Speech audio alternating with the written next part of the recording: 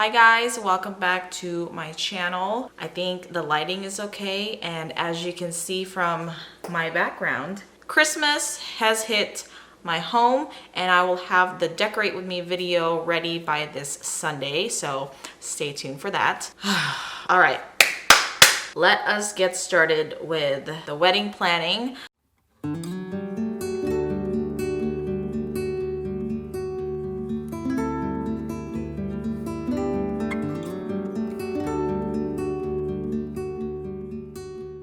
So I'm gonna kind of give you guys an update as to what we've done so far. So in the beginning of the month, I first went to go meet with my seamstress, and she is the most adorable ever. She was born and raised in Italy, and she owns the shop by herself with her husband, and she works alone. She does all the alterations, all the sewing by herself. Sometimes her husband helps her here and then, but ultimately it's all just her. I think she's done a wonderful job. When I went to go meet her, I saw myself in the wedding dress, like in full view for the first time. I did see it when I tried it on to make sure that it fit, and we don't have a full body mirror in the house. So when I saw myself in full frame, I just kind of I guess it was just, the dress is just beautiful. You know, first time getting married, last time getting married. It was just kind of, I was kind of struck to see myself in a wedding dress. And I don't know if I've ever dreamt about getting married and being in a really big gown and make me feel like a princess, but it gave me all the feels, and I don't know. It was just nice to see it. But anyways, the dress itself, I was very tempted to show you guys what the dress looks like, but I'm gonna be one of those people and I will keep you in suspense until March. I will describe the dress for you. It is a long sleeve because the wedding is in March, and I'm not really sure what the weather is gonna be here like, but I'm pretty sure it's gonna be a little bit cold, and the ceremony is outside, so I do get cold very easy. And it is a sweetheart neckline. It is an A-line dress, so I didn't want it to be too poofy. And it has three materials. I'm not really sure what the inner lining is called, but then after that is the tulle, and after that is the lace. So the dress is covered in lace. If not, I think the sleeves are made out of lace. But enough of that. You guys can probably imagine what it looks like before you see it, and I think it was just absolutely beautiful. All right, let's talk cost. So the seamstress quoted me about $538. I looked it up, and the average is about $200 to $300, so it is a bit high on the average cost of getting any dress alterations, especially because she's not going to be really doing much. She's just tucking in some of the sides because it is a little big. I got the dress from ASOS Bridal, and when you get a mass-produced wedding gown, it's not going to be made for your size. So if you do get one, it is good to kind of have it altered. That way it fits your body, customized, and that way you don't have to worry about it falling off or having to adjust yourself. It is very important to be comfortable during your wedding day because there's going to be a lot of things going on, a lot of people you're going to see. Although you are the bride and although you are the groom, you are basically the host of your wedding. So there's going to be a lot of people that you're going to be talking to and taking pictures with, and you know, you really don't have time to just sit there and finagle with your dress. So I recommend, though it would be pricey, to get your dress altered if you bought your dress either online or, like I said, like a mass-produced wedding dress. Next, we went to go meet our baker, and we did our cake tasting. We tasted some cakes.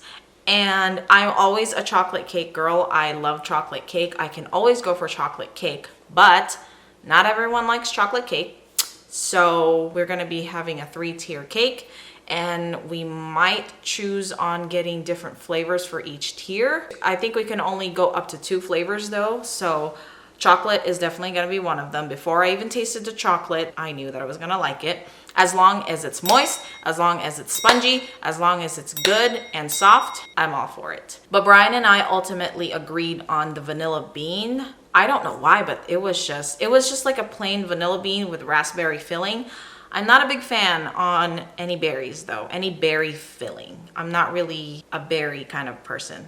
except strawberry. I'm okay with strawberries. But the vanilla bean was really good. So I think that's gonna be one of our flavors. Our appointment with her was scheduled at 6:30 at a Starbucks at an outlet mall, and it was already pretty dark outside, but the mall already had put their holiday lights and it was really beautiful outside. For some reason, we just stayed outside of the Starbucks, so we didn't really get good lighting to film the whole entire cake. But after that, we were on a sugar rush. Oh my gosh, we tasted about 6 different cakes. But that was good. I was looking forward to that. It was really nice. But I want to talk about the baker as well.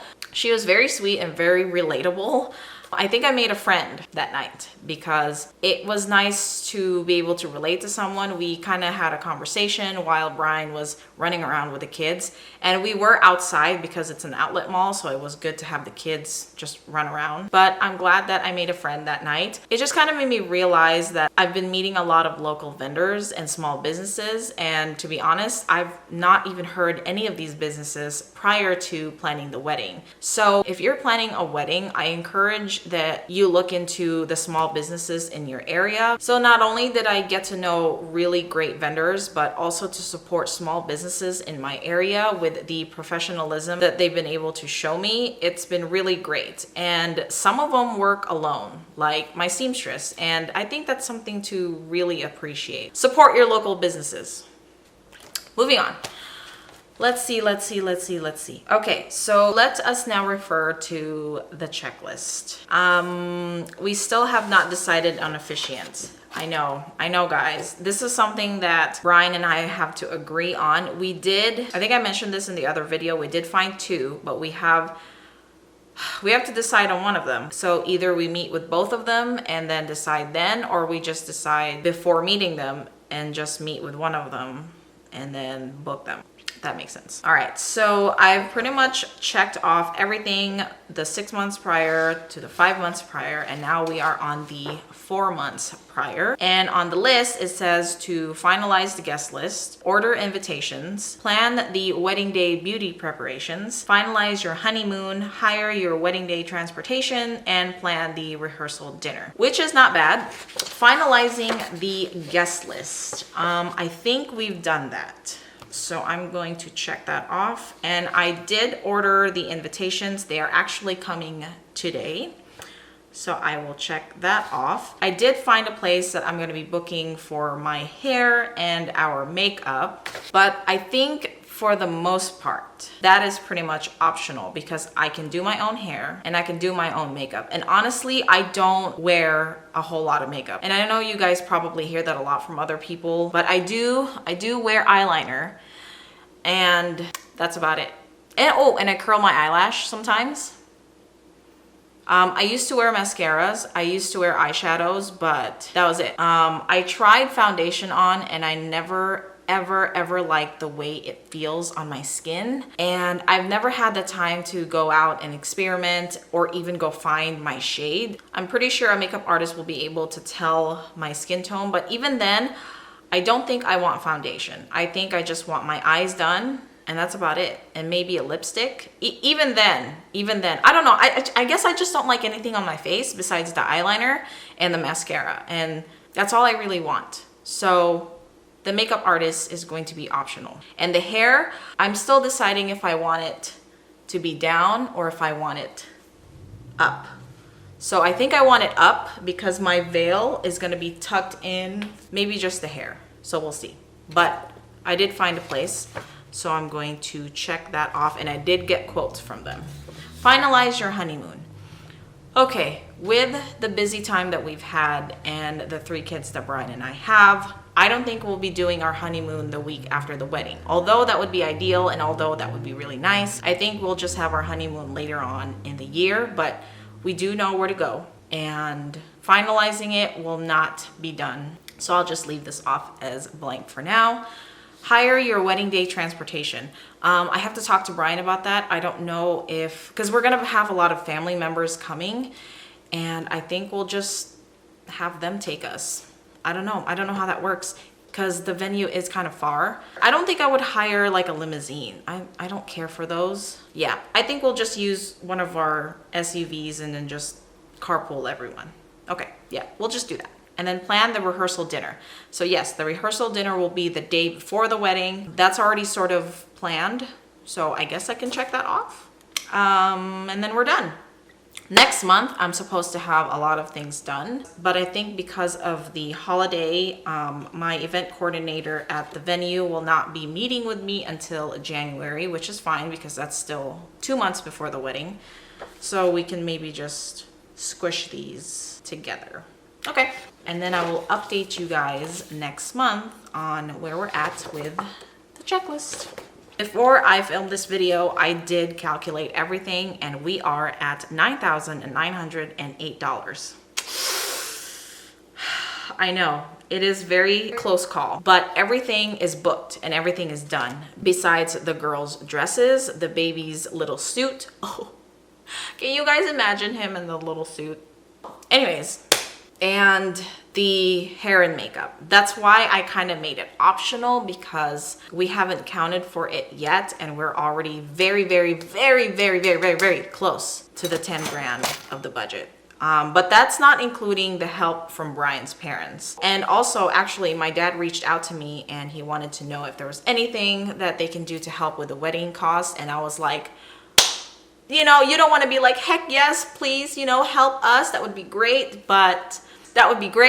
But even with the help from our parents, we also want to be really good with the budget and just not just spend this, and that on just about anything. But like I said in my other video, it is a wedding and it is going to be costly for reasons that it is places and vendors that is catering to a large amount of people, especially the small businesses. Like if you're working alone and you have to cater to between 50, 100, 500 guests, yeah, that's quite a lot. So I understand the cost.